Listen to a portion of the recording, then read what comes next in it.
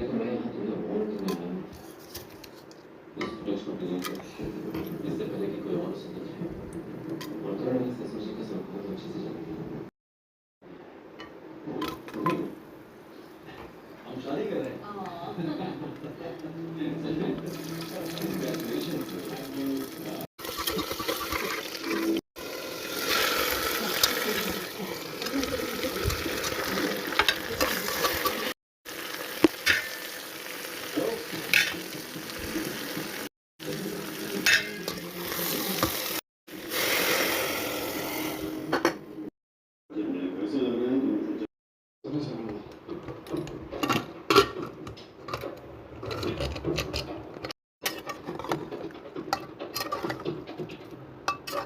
अजीब सा तरीके से सोच क्या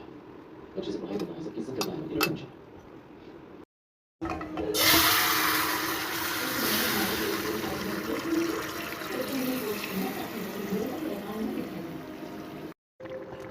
लास्ट वीक से सभी क्लासेस